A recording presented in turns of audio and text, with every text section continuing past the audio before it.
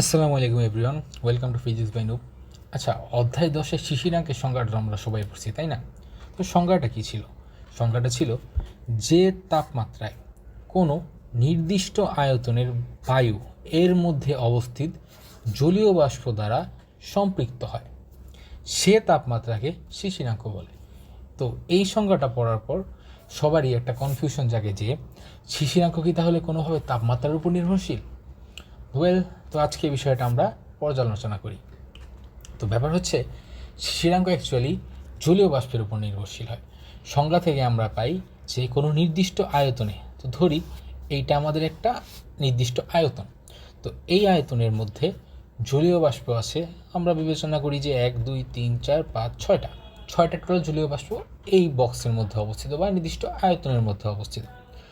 তো এই 6টা জলীয় বাষ্প এইখানে বাষ্পীভূত আকারে অবস্থিত আছে এবং এই জলীয় বাষ্পের উপরই ডিপেন্ড করবে তার শিশিরাঙ্ক কত হবে।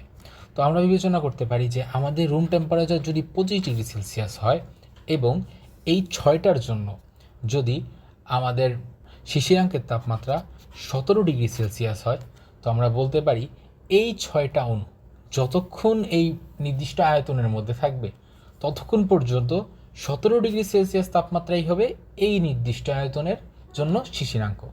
অর্থাৎ আমরা যদি 25°C তাপমাত্রা থেকে তাপমাত্রাটা কমিয়ে 17°C তাপমাত্রা আনি, তখন এই আয়তনটা সম্পূর্ণ সম্পৃক্ত হবে। অর্থাৎ এই আয়তনের মধ্যে এই 6টা জলীয় বাষ্পের চেয়ে বেশি জলীয় বাষ্প তখন সে ধারণ করতে পারবে না।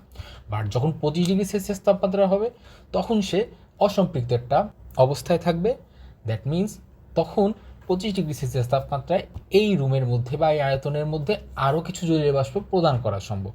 অর্থাৎ আমরা যদি এই রুমের মধ্যে কিছু পানি ঢেলে দেই, 25°C তাপমাত্রায় এই পানিগুলো জলীয় বাষ্প হয়ে এই রুমটাতে অবস্থান করতে পারবে। আবার এ থেকে বোঝা যায় যে আমরা যদি এক্সট্রা পানি রুমে দেই তাহলে আমাদের শিশিরাঙ্ক 17 থেকে বেড়ে অন্য একটা তাপমাত্রায় আসবে। ধরতে পারি সেটা তখন 20°C তাপমাত্রা হলো। তাহলে অতিরিক্ত জলীয় বাষ্পের জন্য শিশিরাঙ্ক বৃদ্ধি পায়। আগের 6টার জন্য ছিল 17, অতিরিক্তর জন্য সেটা বৃদ্ধি পেল।